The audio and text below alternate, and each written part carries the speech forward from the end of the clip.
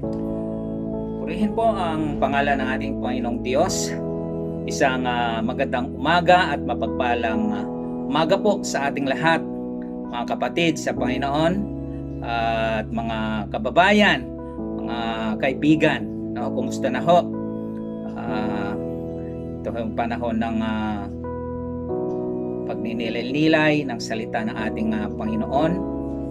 At samahan po ninyo ako dito sa pagbubulay ng mga salita ng ating Panginoon. At first Sunday ho, at tayo po ang magbabahagi ng salita ng ating Panginoon. So ngayon po tayong lahat naka-home quarantine, no? Naka-lockdown ho lahat. Kaya samantalahin po natin ang pagkakataong ito. Huwag lang ho nating hintayin na matapos ang krisis na to, na wala tayong ginagawa, na huwag ho nating hintayin na lumilipas ang bawat oras, bawat araw na wala ho tayong ginagawa. So ito ho ang pagkakataon na rin upang ating pong samantalahin ang ganitong sitwasyon, na tayo po ay patuloy na manalangin.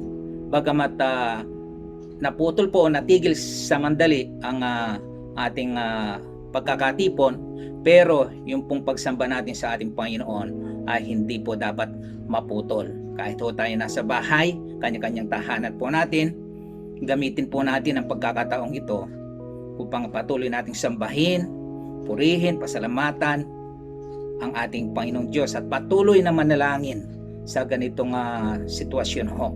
Kaya sa umaga pong ito ay hayaan po ninyo na maibahagi ko po sa inyo ang mabuting balita mula sa salita ho ng ating Panginoon.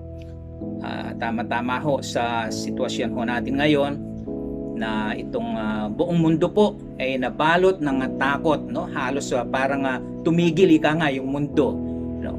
Maraming naapektuhan itong kagagawa ng COVID na ito, no? Pandemic na tinatawag. At makikita ho natin natigil ang maraming business, ang transportation, at maging mga ibang mga ginagawa ho natin na routine natin, pansamantala nga natigil ho. Pero ganun pa man ho, sabi nga ba ng sulat, ang lahat ay nagkakalakip-lakip, ano? May purpose po ang lahat ng nangyayari. Sabi nga ang mga bagay nangyayari na may kadahilanan. So ang maganda ho nito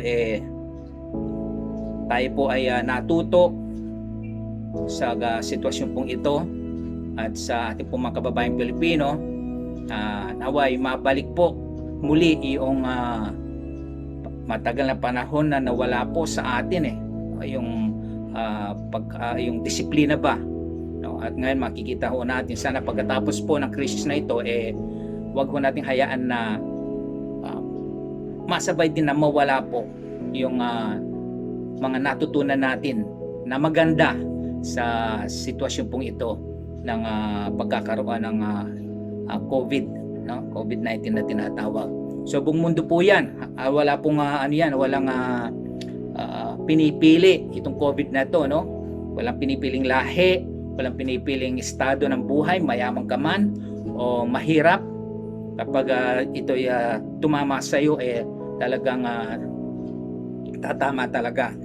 So sa ganito pong sitwasyon, kahit po tayong mga Kristiyano ho, kahit paano tayo po ay nakaramdam din ho ng takot dito sa COVID-19. Makita ho natin, no? Yung iba hindi naman nakakaramdam ng sintomas. At marami na nga ho sa ating mga frontliner nagbis na ho ng buhay para sa ating mga mamamayan, no? At sila po ay ating binibigyan ng pugay. So ngayon po, sa ganitong sitwasyon po, ano po yung pangako ng Diyos, ayun, na pwede nating mapanghawakan para yung takot na nadarama ho natin mawala ho. Alam po nyo, yung makaramdam ho ng takot yan, makaramdam ng takot tayo, ano ho yan natural lang ho yan. May emotion tayo, may damdamin. Pero yung nga ho mabuhay tayo ng takot o sa takot, no? Mabuhay tayo sa takot, nakaramdam tayo ng takot ngayon, buong maghapon nararamdaman mo yun, sunod ng mga araw tumagal, ay hindi na ho ano yan, normal ho yun. So paano ho natin haharapin yung ganong sitwasyon? So pangako ng Diyos sa kabila ng takot. So ayan ho, samahan po ninyo ako dito sa aklat ng Isaias sa kapitulo 43 mula po sa talatang 1, ayan, hanggang 7 po. Sabi po dito, Israel. Ayan. So yun pong Israel.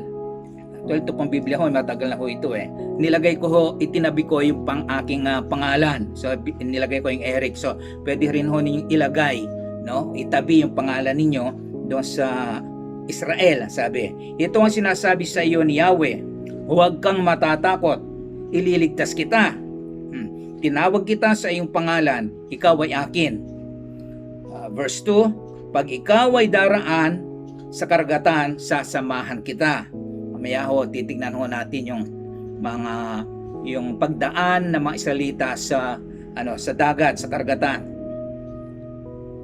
So sasamahan kita, hindi ka madadaig ng mga suliranin, dumaan ka man sa apoy, di ka maaano, hindi ka maibubuwal ng mabibigat na pagsubok. Verse 3, sapagkat akong si Yahweh, ang iyong Diyos, ang banal ng Israel, na magliligtas sa iyo.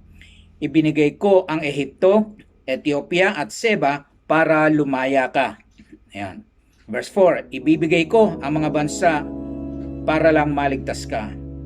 Pagkat ito hong sumunod na talatang ito, sa tuwing mabasa ko po ito nung isang araw nga ho, habang piniprepare natin itong message pong ito, napahinto po ako dahil po nyo, tao lang tayo na emotional ho, at di ko mapigilan yung maiyak talagang nadama ko ho yung talagang yung kung gaano ho tayo kahalaga at minamahal ng ating Panginoon.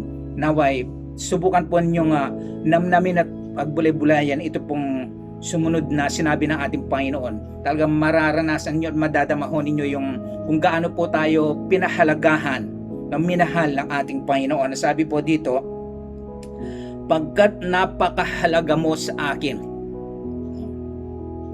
Kita nyo yung salitang napakahalaga mo sa akin. Ilan pong kapag ang isang bagay pinapahalagahan mo, iingatan mo ho yan. No? Sabi nga ng mga magulang alam mo yung anak ko yan, nung sanggunian, talagang hindi ko hinahayaan na tapuan man lang ng langaw yan o ng makagat ng lamok. So ganun ho pinapahalagahan itong ng mga magulang yung kanilang mga anak. So ano pa kaya ang sabi natin pa, pagkat napakahalaga mo sa akin. Bakit? Dahil mahal kita. Kita ho ninyo no? Kung yung pagpapahalaga ng ating Panginoon. So dahil daw na tayo ay mahal niya, sabi, bibigyan kita ng karangalan. So, ang ganda ko na sinabi nito, talagang nung inuulit-ulit ko po ito, talagang hindi ko maiwasan talagang maiyak. Sa 15, huwag kang matatakot, ako'y kasama mo. Mula sa dulo ng silangan hanggang sa kanluran ay titipunin ko kayo at ibabalik sa dating tahanan. 6, sasabihin ko sa mga bansa sa hilaga na huwag kayong hahadlangan. Gayun din ang sasabihin ko sa mga bansa sa timog. Bayaan ninyo na ang aking bayan ay magbalik. 7, mula sa lahat ng sulok na daigdig. Verse 7, sila ang aking bayan at aking silang nilalang upang ako'y bigyan ng karangalan. So ang pangako po ng ating Panginoon sa kanyang bayang Israel, alam po ninyo yung bayang Israel ho, kasi napakarami hong naging kaaway yan no? Actually mas marami pa sa kanila at malalaking bansa, kaya hindi maialis sa kanila na sila po ay makaramdam. Actually hindi, sabi ko na ba ng kasulatan, ay hindi lang ho basta takot, kundi matinding takot ang sabi ho. So ang sabi ho sa kanila ng Panginoon, sabi Israel. Ayan ho. So man ho yung ating kinatatakutan, lalo na ito nga hong nangyayari ngayon, no? Halos natakot ho. Biruin mo, nung umpisa pa lang ho nito sa China ho, makikita natin bigla na lang tumutumba yung mga tao. Ano, ganun ho ka tawag dito, yung katindi, no, kabagsik itong virus na to. No? tutumba na lang ba basta, o sino ba naman di makakaramdam ng takot? Minsan maisip natin, kung ako kaya yung ganon, dapuan ng ganon, no? So andun ho yung takot. So paano ho natin to aharapin at malalabanan at magkakaroon tayo ng kapayapaan, kapanatagan sa ating pong buhay? So sabi po dito, huwag kang matatakot. Yan po ang pangako ng ating Panginoon, no? Sabi nga ho ng mga Bible scholar na sa isang taon meron ho tayong 365 days. So sabi ho sa Biblia ho, yung mababasa ho natin, huwag kang matatakot, huwag kang mag-aalala, ay nabanggit po ng 365 na beses. So sa madaling salita, sa bawat araw po na tayo nakadarama ng takot, may pangako po ang ating Panginoon. Nakaramdam na ng takot, maaaring anong takot man yan, no? Ito nga ho ang mahirap na takot Sabi nga ho yung matakot ho tayo na meron tayong kinatatakutan, normal lang ho yun. Yung daw pong matakot tayo na wala namang kinatatakutan, abay, hindi ho normal yun. Mauwi po yan sa minsan sabi ang takot ay nasa isip lamang. Yan po ay kapag hindi natin napaglabanan yan, mauuwi po yan sa nervous breakdown. Ayan yung bang minsan na hindi mo na alam yung ginagawa mo, nawawala sa sarili. So doon na po hahantong yon. So para hindi na po hahantong doon, ito po ang pangako ng ating Panginoon. Kailan lang ho kasi, ano po yung pangako ng ating Panginoon? Sabi, walang isa mang nasira At ang pangako ng Panginoon ay laging oo. So paano ho natin mararanasan ang pangako ng ating Panginoon? Alam po ninyo, ang pangako ho, hindi lang ho basta pangako na nababasa natin, naririnig, nagagandahan tayo. Hindi lang ho dapat natatapos doon. Para maranasan natin upang maranasan na ho natin ang pangako ng Panginoon, una, dapat maniwala tayo, manalig sa pangako ng Diyos. At pangalawa, magtiwala tayo sa nangako. Yan pong dalawang yon. Tandaan natin, maniwala o manalig sa pangako at magtiwala doon sa nangako. Napakahalaga po yon.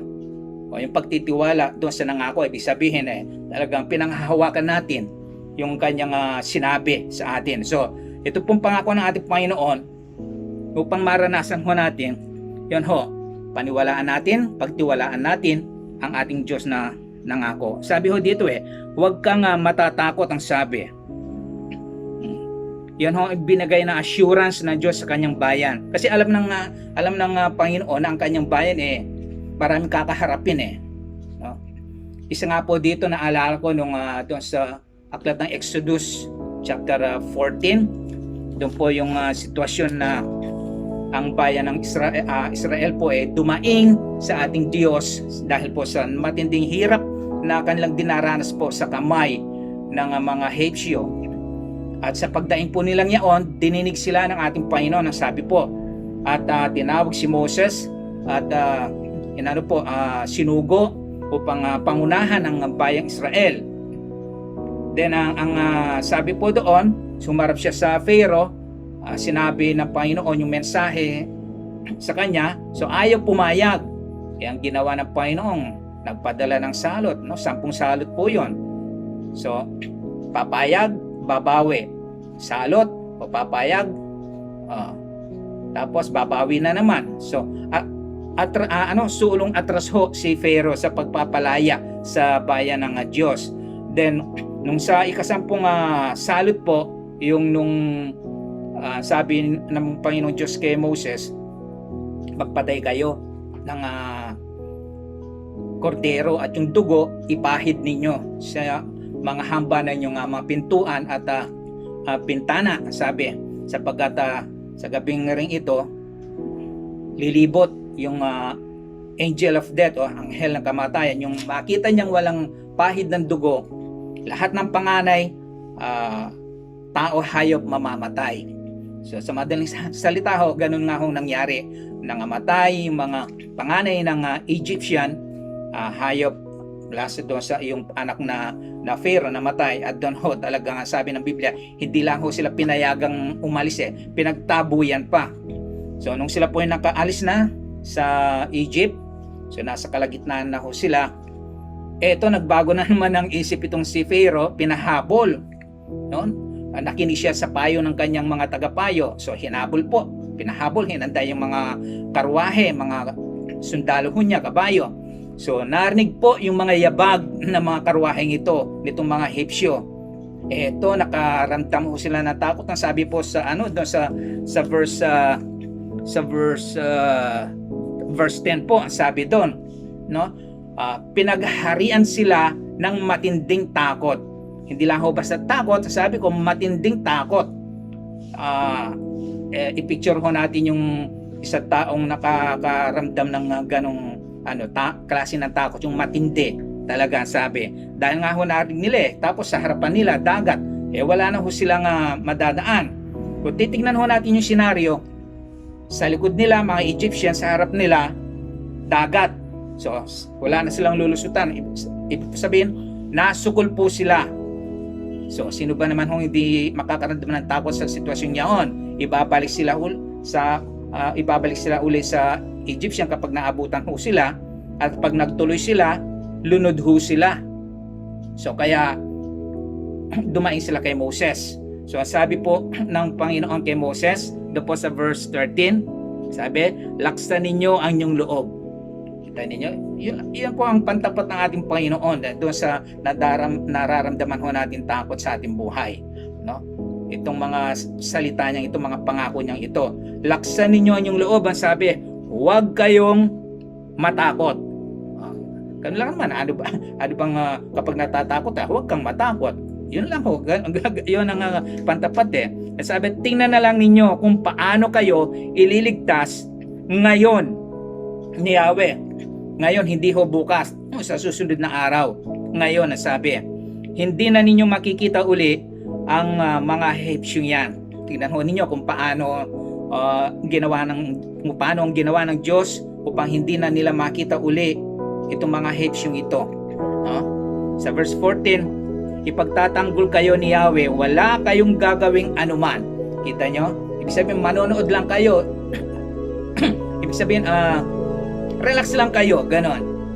Manatili lang kayo sa inyong kinatatayuan, manood lang kayo. Yun ang ibig sabihin ng ating Panginoon Naalala ko nga yung ito, paborito ko pong talatang ito ito inano ko na sa buhay ko, kasi ito ay talaga personal na kapahayagan ng Diyos sa akin nung ako ay nag-iisip kung anong mga dapat kong gawin.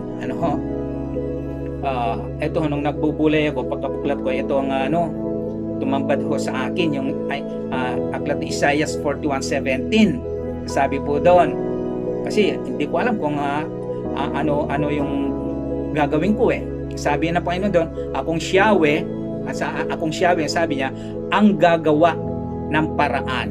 Wala po yun, naging ang lakas ho ng dating sa akin yun, kaya mula po noon talaga pinanghawakan ko lagi sa tuwing may sitwasyon, yun ho ang pinanghahawakan. At sabi ko, inano ko na rin sa aking signature yun sinama Isaiah 41:17, ako ang gagawa ng paraan, sabi. So siya ho ang gumawa ng paraan, no? Manood lang kayo, tingnan ninyo ang gagawin ko. So sa madaling salita ho, eto, ginamit ni Moses, tinapat yung kanya tungkod sa dagat, ayun, nahawi po. Alam po nyo yung dagat, yung tubig, nahati po, parang nagpader ang sabi ho, na nahati magkabila.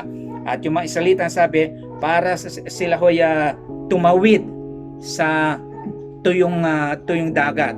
So nung sila po ay nakatawid na sa kabilang ibayo, ado pa rin ho yung takot pa rin sumunod pa rin kasi yung mga Egyptian. Kaya lang ginawa ng Panginoon, ito ho, yun ang yung sinabi kanina ng ating Panginoon, hindi na ninyo makikita ang mga Egyptian yon. Ayun, nung nakatawid na lahat ang mga Israelita, pinanumbalik ho ng ating Panginoon yung tubig ng dagat, at yun ho, natabunan ho sila, no? Natabunan ho sila yung mga Egyptian, at yun nga, hindi na ho nga nila nakita. Kita ho ninyo, pag ang Diyos ang nangako po, talagang sabi nga ng aklat ng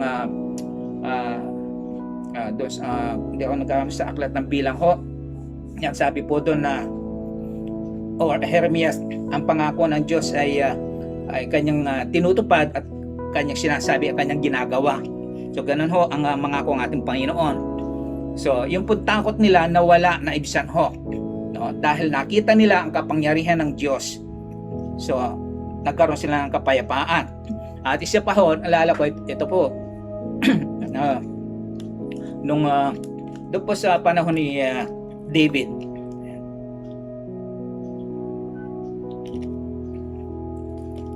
David and Goliath. Ito, alam ho ng kahit yung mga bata ho, alam ang kwentong ito, no?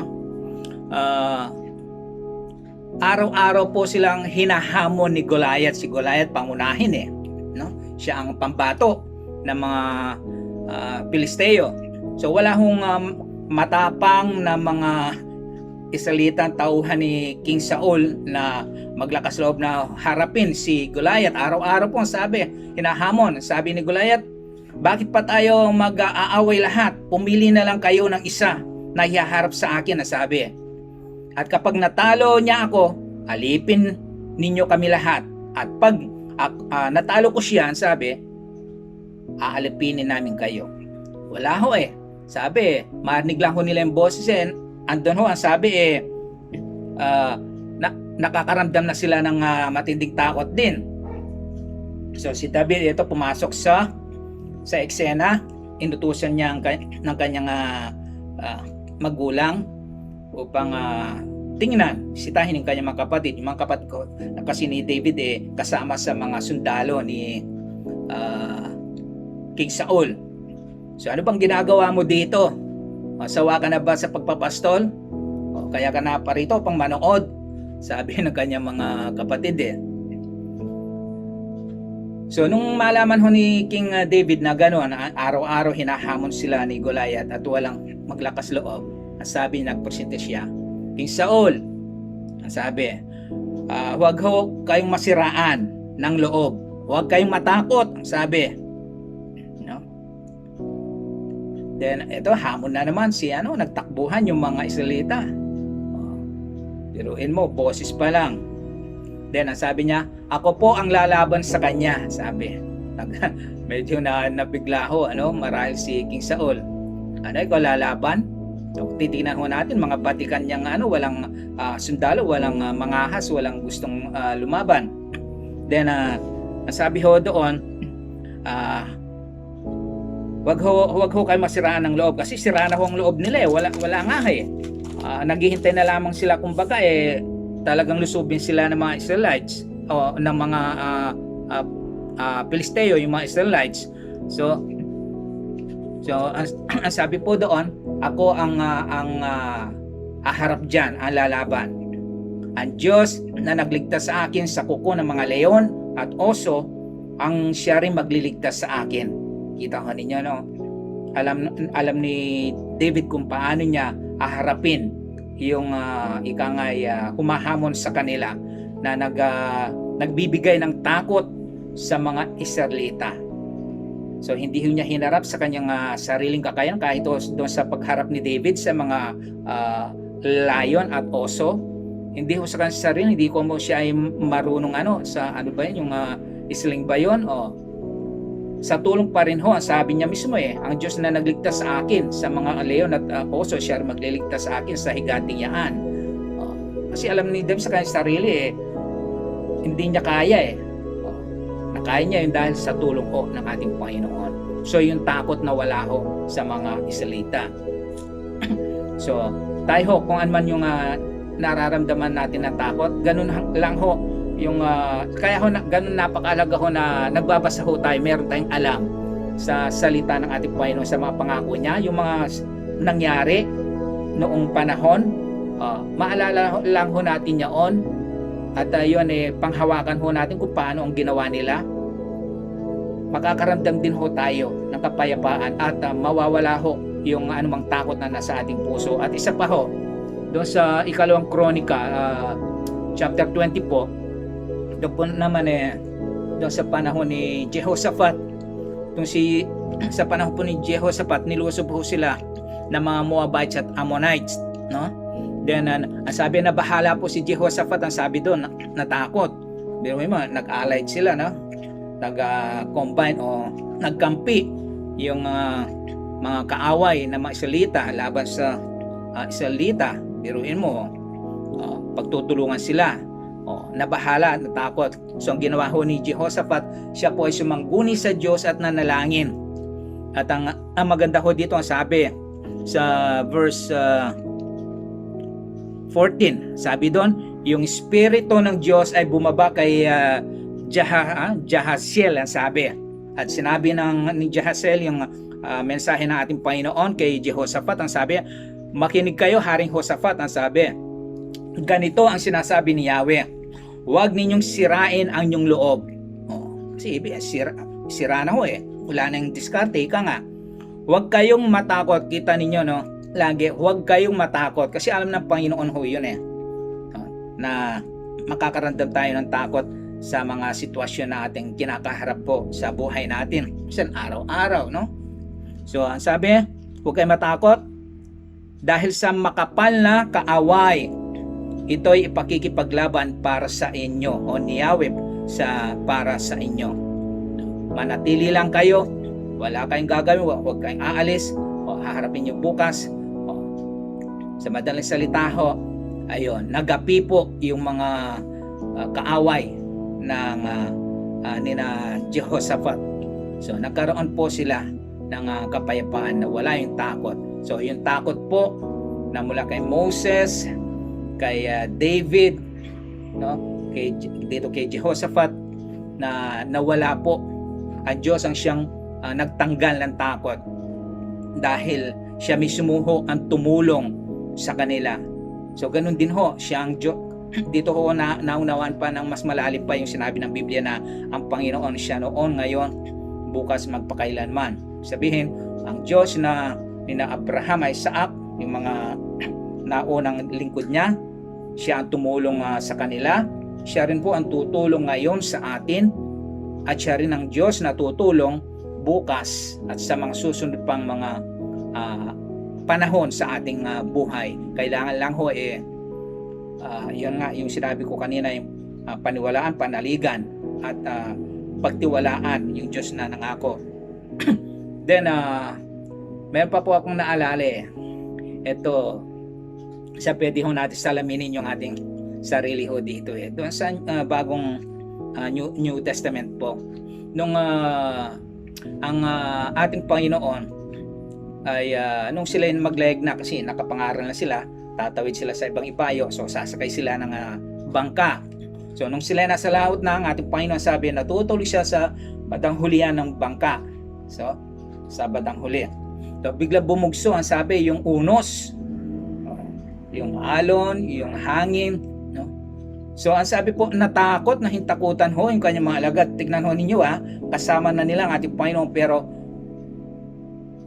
nakaramdam pa rin ho sila ng takot doon na baka sila lulubog. Hindi na lang nila inisip na kasama nila ang Panginoon. Kung lulubog sila, kasama nilang lulubog ang ating Panginoon. Papayagan ba naman ng ating Panginoon na sila ilulubog? So hindi lang ho nila inisip yon. Kaya ang sabi ho doon sa Mateo, no? So sa Mateo, yon, sabi ho doon, pinatigil ng Panginoon yung unos doon, no?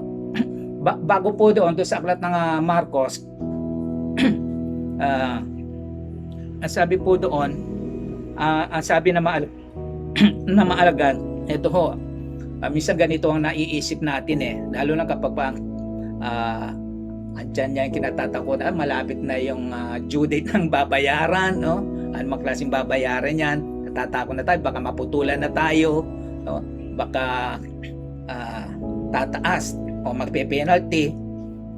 Saan ang naisip natin, ganito rin naisip ng mga alagad. Sabi doon sa Marcos 4:38, Guro, di ba ninyo alintana? Baliwala ba sa iyo na tayo lulubog? Pang ganun, wala ba kayong pakialam? Di ba nyo iniisip? Pang tulog kayo ng tulog, lulubog na tayo?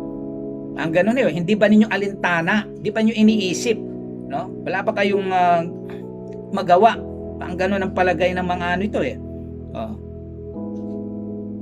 Naalala ko yung sinabi ng doon sa aklat ng Isaiah po, sabi, Israel, bakit ka nagrereklamo? tila hindi alintana ng Panginoon ang kabalisahan mo. Minsan ho, ganun ang ating nararamdaman eh. Parang Lord, asaan ka ba? Kala ko ba mahal mo ako? Kala ba nagmamalasakit ka? Na parang walang pakialam, na hindi pansin, hindi nakikita ng Panginoon ang ating sitwasyon, no? Ang ating kalagayan. Sa Panaghoy chapter 3 verse 34, ang sabi doon, hindi nalilingid sa Diyos ang ating paghihirap. Kung naghihirap ang ating kalooban, ang sabi ho, kita ho, alam ng Panginoon yan. So hindi ho natutulog ang Diyos, tandaan ho natin yan. So sa madaling salita, tumayo ang Panginoon, sabi niya sa akin, tigil! Sa dagat tumahimik ka, pumaya pa ako. So nawala yung takot nila.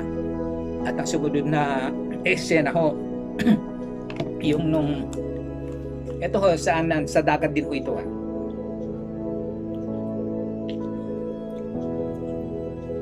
Sa dagat din ho ito eh. Nung matapos pakainin ng Panginoon yung 5,000, no? Tapos pinauwi na, pinayawan niya yung busog. So pinauna na niya ang kanyang mga alagad para pumunta uli sa ibang ibayot, mangaral, at nagpaiwan ho ang ating Panginoon Kristo upang manalangin. So nung siya po ay sumunod na, sabi, lumakad ho siya sa ibabaw ng tubig. So ang sabi ho doon,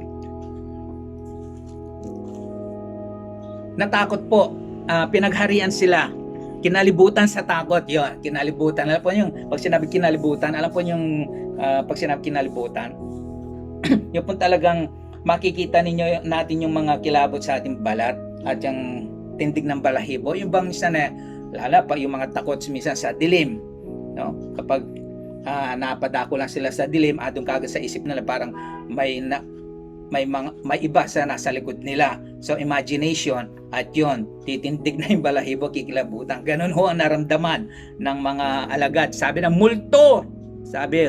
So napagkamalian hong multo ang ating Panginoong Jesucristo. So ang sabi ho doon, tignan ho ninyo ito. Ang sabi ng ating Panginoon, no, doon sa verse 26 muna. So ayun, sa ibabaw ng tubig, lumagad ang ating Panginoon Jesucristo, multo, sigaw nila. So minsan ito ho, naalala ko pag sinabing multo eh, minsan marami tayong multo sa ating buhay eh, na hindi natin malimutan na kinatatakutan natin. Multo ng nakaraan, no, na reject tayo, nabigo, no, yung ginawan tayo ng hindi maganda, hindi natin malimutan yan. Kaya minsan yung takot lagi sa puso natin andun eh. So sabi ko na ba na aksulatan, yung mga nangyari noon, ilibing na sa limot. Sabi na nga ating Panginoon sa Isayas, narito ako'y gagawa ng mga bago na hindi mo napapansin, kasi nga ho, lagi hindi natin malimutan yung nakaraan natin. Alam po niyo, maging ating Panginoon, hindi na ho siya, hindi na ho niya tinitingnan pa kung ano yung nakaraan natin eh. Ang tinitingnan ng Panginoon, ang mahalaga yung sa hinaharap natin. So kalimutan na ho natin, ibaon na, no? Kung ano man po yung nag-create ng takot po sa ating puso. So sabi ho ng ating Panginoon, huwag kayong matakot, si Jesus ito, sabi. Tignan niyo, no? Yung agad na tugon ng ating Panginoon para huwag nang tumagal yung takot nila. Si Jesus ito. Anong malaman nila? Sabi, kung ikaw nga yung Panginoon paparian mo ko, sabi ni Peter. Halika. Lumakad si Pedro. Ito may hangin, alon. Nakita niya, natakot. Ayun, sa pagkatakot niya, ito ho, pansin ho natin, yung takot po, ito ho, pag ito'y napagharian tayo at hinayaan natin, ito po ang unti-unti magpapalubog ho sa atin. Sabi ko nga, ito hanggang sa makaramdam na tayo ng ito po mauuwi sa nervous breakdown. Unti-unti na ho tayong lulubog, katulad ito nangyari kay Peter, no? Unti-unti ho siyang lumubog kasi nakita niya sa kaliwat kanan niya, no? Kaya minsan ganun ho kapag sabi nga, kapag tumingin tayo sa kanan, sa kaliwa, sa likod natin, sa harap natin, talagang madi-discourage ho tayo, matatakot ho tayo sa hindi magandang nakikita natin. Pero kapag tayo po tumingin ika nga sa kalangitan. Alam natin, no? Ang Diyos, ma-encourage ho tayo. Mapapalakas, mapapayapa ating kalooban. At isa pa po dito ang sabi, nung makita ho ng ating Panginoon na nahihirapan po sila sa pagsagwan, pasalungat ho kasi mahirap po ang sumalungat sa hangin, lalo yung mga mangingisda. So, andito yung hangin tapos papunta doon, mahirap talaga. Kung magpatianod lang, madali ho yan eh. So, ganun ho. Dito, makita ho na, nakikita ho ng ating Panginoon kung tayo nahihirapan. No? At ikaw na nakikinig ngayon, alam ng Panginoon ang sitwasyon mo. No? Sabi, hinihintay lang niya na tumawag ka sa Kanya, lumapit ka sa Kanya. No? Ano man yung pinagdadaanan ngayon, nararamdaman takot, ang Diyos naghihintay. Ibigay mo sa akin yan. Ganon, huwag kang matakot. Ito ang ipapalit ko sa iyo. Huwag kang matakot. Yung assurance ng ating Panginoon. So, huwag kayong matakot, laksan ninyo ang inyong loob, ang sabi ng Panginoon sa mga alagad. So, pumayapa po sila, nawala yung takot nila. So, yung takot po, kasi ito ibig sabihin, huwag mag-alala, mabalisa, mangamba, huwag magulumihanan, huwag madismaya, ano? So, yun po, magkakasama po, magkakamag-anak maya, huwag mabahala. Sabi po ng Panginoon, pangako niya dito sa sanlibutan, meron kayong kagulumihanan. Ngunit laksan ninyo ang inyong loob, napagtagumpayan ko na ang sanlibutan. Sabi ni Apostol Juan, sa 1 John chapter 4 verse 4, kaya itong kinatatakutan ng marami, itong COVID-19 na to, lilipas din ho yan. Walang forever dito. Hindi magpakailanman yung COVID na yan. Mawawala din ho yan. Matatapos. Sabi ko nga, malulusaw yan, mawawala sa kapangyarihan ng pangalan ng ating Panginoong Diyos. Sabi po doon na mas higit na makapangyarihan ang espiritong nasa sa atin kaysa sa espiritu ng mga nasa sanlibutan. Sabi at 1 John 5:4 ang sabi, at napagtatagumpayan ng mga anak ng Diyos ang sanlibutan sa pamagitan ng pananalig sa ating Panginoong Diyos. At ito pa ho ang sabi ng Panginoon sa Philippians 4:6 and 7. Ito ang sabi doon, huwag kayong mabalisa sa anumang bagay. So yung balisa, doon yung takot po. Kasi pag nababalisa, may dahilan po yan no? Lalo na ho ngayon, no? Itong nung biglang bumugso po itong yung COVID na to, mga tao nagpanic po, no? Nagpanic buying. Halos wala na. Yun nga ho, nag-imbak ng pagkain. Bakit? Kasi natatakot ho na magutom. Kaya nag-impact ho. Tayo ang binibilang natin yung kasya lang ho sa isang araw o minsan 2 araw ho na yung normal lang na katulad ng ginagawa ho natin na pamamalengke. Ganun lang ho. So sabi, hingin na nyo sa Diyos ang inyong pangangailangan sa pamagitan ng panalangin may pasasalamat at ang di malirip na alam po yung di malirip, yung di masuk at di maabot, di maunawaan na kapayapaan ng Diyos ang siya mag-iingat sa inyong puso at isip sa pamagitan ng ating Panginoon Kristo. Ito ho kasi unang apektuhan ng isip at puso natin kapag tayo nababalisa at natatakot Ito ang target. Mababalisa, bababa, matatakot ka na. Kaya sabi, ito ang iingatan ng ating Panginoon. No? At then, mawawala ho ang ating pag-aalala sa isip at takot sa puso. Tingnan ho ninyo kung yung dito yung sinabi ko kanina, yung verse 4, yung pagkat napakahalaga mo sa akin dahil mahal kita. Sabihin naalala ko yung panahon na Noe, yung baha, dilubyo din ho yun. Ang sabi ko doon, yung haba ng panahon na baha po mula sa bumuha hanggang sa humupa. Sabi po doon sa Genesis chapter 8 verse 1, hindi nawaglit sa isipan ng Diyos si Noe. Sabihin, hindi nawala, hindi nabura. Ganon din ho si Abraham, no? Nung gunawin ng Diyos yung Sodom at Gomorrah, sabi doon, hindi rin nawaglit sa isipan ng Diyos ang si Abraham. So ganon ho, kung gaano tama ho ito pinahalagahan ko kahalaga po tayo sa ating Panginoon. Hindi ho tayo nabuburak. Hindi ho tayo nakakalimutan ng ating Panginoon. Bakit? Sabi nga ho yung sinabi ng ating Panginoon, gusto ko ho rin ho ito doon sa Isaiah. So, may sinabi doon ng ating Panginoon doon sa Isaiah sa 49, 15 hanggang 16. Ito po ang sabi, malilimot kaya ng ina ang anak. Ang sabi doon, sarili niyang anak. Hindi kaya niya itong mahalin, ang sabi, ang kanyang anak. Kung mayroong mga ina na lumilimot sa kanyang bunso, ako hindi ko kayo lilimutin kahit na sandali. Alam po yan, kapag sinabing sandali, ibig sabihin, doon palagi laman ng isipan tayo ng ating Panginoon. Bakit po? Ang nakita pa po dito, sabi, pagkat ang pangalan mo, ang sabi ng salita, ay nakasulat sa aking palad. Paano nga naman tayo malilimutan? Unang-una, hindi tayo naalis sa isipan ng Panginoon. Nakasulat pa ang ating pangalan sa aklat niya. Alala ko nga noon, no? Yung pag may crush, hindi pa uso yung mga gadget noon Ano pa lang, isusulat sa palad yung crush mo, ganito. Crush ko si ganito. Lagi, tinitingnan mo palagi, hindi malilimutan. Hanggang sa pag-uwi, hanggang sa pagtulog, tinitingnan mo pa rin yun So, ganun ho tayo kahalaga sa ating Panginoon. Kasi ang mahal nga niya ho tayo. Biruin mo, pinatunayan niya ang kanyang pagmamahal sa atin po. Nung isugo niya ang kanyang anak na si Jesucristo. Sino ba naman tayo para isugo niya ang kanyang anak? Pwede na niya tayong pabayaan na lang. Tayong lumayo, napakasama. Pwede tayong pabayaan na lang na mapa-impyerno ho lahat. Pero hindi ho hinayaan ng Panginoon yon. Doon ho makikita natin talagang tama sabi dito na mahalaga tayo sa Diyos. Hindi kalooban ng Diyos na tayo ay mabuhay sa ilalim ng takot. Ay ho ng Panginoon. Kaya andyan lagi, bawat araw, huwag kang matakot.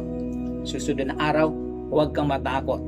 Sa bawat araw, mayroong pangako ng ating Panginoon po sa atin. Naalala ko, gusto kong magtapos dito sa ating karanasan.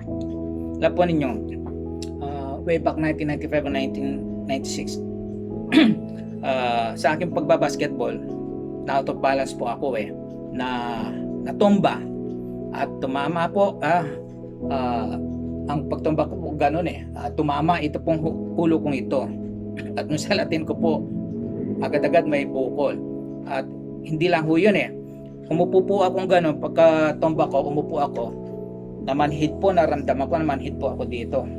Doon panahon nakaramdam na ako ng takot no? So dahil ulo po, delikado ho yun So andun yung nag-alala po ako.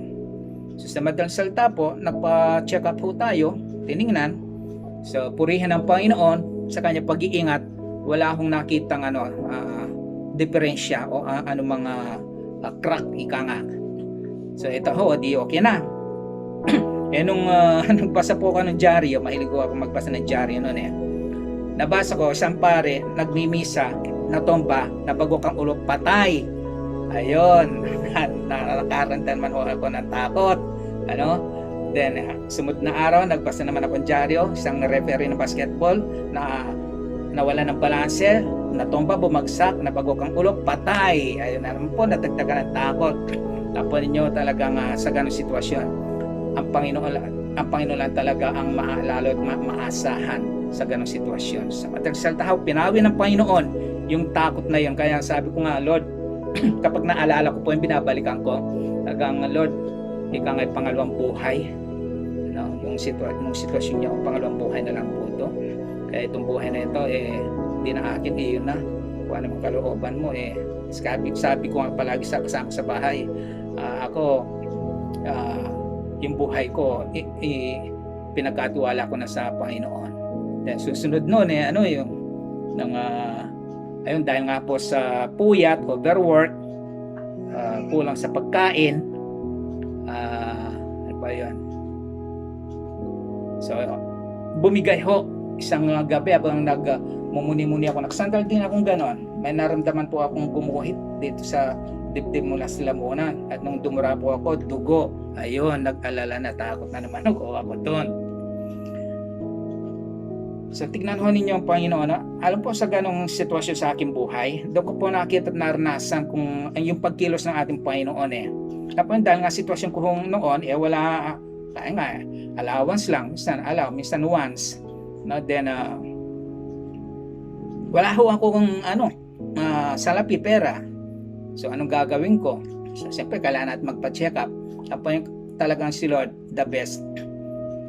Nagpadala ho siya ng uwak. No? Mabuting uwak at masunuring uwak. Yan. Siya, ang itinutukoy po siya ngayon ang naging siya ho yung aking hinugot sa aking tadyang. So siya ho ang ginamit ng Diyos upang tulungan ho ako. No? Minsan sinasamahan ho ako sa pagpapacheck up at tinutulungan din ho financially. So sa madaling salita po, ayun. Sabi ko, Lord, parang hindi, ito personal ko lang ho ito sa akin lang ho. Sabi ko, Lord, parang hindi normal sa akin na nakadepende na lang ako sa gamot. So ito faith ko kay Lord yun Sabi ko, yung sumunod na check up ko, Lord, sabi ko, itong check up ito, huli na lang to. Kiklaim ko na magaling na ako, clear na ako, sabi ko. In-x-ray ho ako uli nung doktor, tiningnan. So ito, sabi niya, clear na, sabi. Praise the Lord, tuwang-tuwa po ako. So hindi ko na ho tinuloy yung pag-inom ng gamot. So kasi, inano ko na si Lord na nga pinagtiwalaan ko ho. So napawi na ho, okay na ho yun, yung dalawang yun. At ang pangatlo pa po, malapit na ho kaming ikasal nung uwak ni Sister Chris ho. Eto, di pa po kami kinakasal dahil po yung mga magiging in-laws ko, umuwi ho sila from abroad at kumain po kami sa labas. At tayong ako lang ho nakaramdam ng gano'n kasi favorite ko po yung daing na bangos sa partner ng sinigang. Kaya pala gano'n ang iba yung lasa ko, parang kinakagat, pinipitik yung labi at dila ko, iba ang lasa ng daing, kinain ko pa rin. So yun na po pala, na food poison na po pala ako noon. Kaya yun, iba na pakiramdam ko, namula na ako, pang namamaga na yung iba na, sumama na yung pakiramdam ko. So na food poison po ako. Kaya sa tuwing inaalala ko po yung Lord, salamat, may plano ka pa sa aking buhay. So ilan lamang ho yun ang naging karanasan natin. So mayroon pa po akong ibang kanas, kailangan medyo napapahaba po tayo. Pero ito na lang ho ang iiwanan kong talata sa inyo. Ito ho, pakinggan ho ninyo at panghawakan mabuti ang talatang ito. Dito na tayo matatapos. Na isa lang ho ito sa naalala ko lang ho bago po yan. Sabi na po, hindi kita iiwan, 13:5 ng Hebreo, hindi kita iiwan, pababayaan. Ito po sa Isaiah sa 46 verse 4 ang sabi ho ng ating Panginoon. Ako ang iyong Diyos, iingatan ko kayo hanggang sa pumuti. Medyo may puti na nga ho tayong buhok. Ang inyong buhok at kayo tumanda. Kita nyo, no? Ito yung forever. Kayo nilikha ko, kaya tungkulin ko, ibig sabihin responsibilidad niya, tayo. Kayo ay iligtas at laging kalingain. Yan ho pangako ng Diyos sa atin. Hanggang pumuti, tumanda ho tayo. Sabi nga ni David, mula ako naging bata hanggang sa tumanda sa tanang buhay ko, wala akong nabalitaan sa mga naging tapat sa Diyos. Ang Diyos ay nagpabaya, naging hampas lupa. Yung mga nagtiwala sa Kanya. So ganun din ho tayo. Pagtitiwala lang ho sa ating Panginoon, magkakaroon po tayo mapayapang buhay. At sino ka mga kaibigan ngayon na nakaramdam na takot itong COVID, mas makapangyarihan ang ating Diyos. Noon nga, 10 salot, dali lang inalis ng Panginoon. Ito pa ka lang. Mas makapangyarihan yung tanda, mas makapangyarihan ang nasa atin ang Diyos kaysa sa COVID virus na ito. So tayo po ay manalangin sa ating Panginoon, magpasalamat. Dakila ka aming Panginoong Diyos, napakabuti mo po. Ang sarap po Diyos na alalahanin, balikan ang iyong mga salita at pagbulay-bulayan. Salamat po sa iyong pagpapahalaga mo po sa amin, O Diyos. Pinakita mo po sa amin, pinatunayan mo po kung paano mo po kami pinahalagahan. Kasi nga mahal mo nga po kami. Pinatunayan mo po yan nung ngayong bugtong na anak na si Yesu Kristo ay pong isugo upang isalba po kami. Ito nga, isalba, Panginoon, doon sa impyerno na maaaring kasadlakan namin kapag kung hindi ho dumating ang aming Panginoong Jesucristo. Marami pong salamat, O Diyos. Kaya palagi ka po namin papupurihan, sasambahin, kahit saan man, kahit ano man po aming ginagawa. O Diyos, patuloy ang aming paglilingkod sa iyo. At yung mga nakakaramdam po ngayon ng takot, Panginoon, dahil nga ako sa sitwasyon ngayon buong mundo, Panginoon, masumpungan nawa po nila ang kapayapaan sa iyo, magkaroon sila ng kapanatagan sa kanilang kalooban, kapayapaan ng kaisipan, O Diyos, at magpaniwalaan nila, panaligan ang iyong mga pangako, at magtiwala po sila sa iyo na ikaw ang Diyos na hindi tao na sinungaling, na yung tinutupad ang iyong mga pangako at ginagawa ang anumang sasabihin. Kaya Panginoon, sa pagtatapos po ng pagpapahayag ng iyong salita, sa iyo lamang po ang karangalan at kadakilaan magpakailan pa man. Mapagpalang umaga po muli sa inyo pong lahat.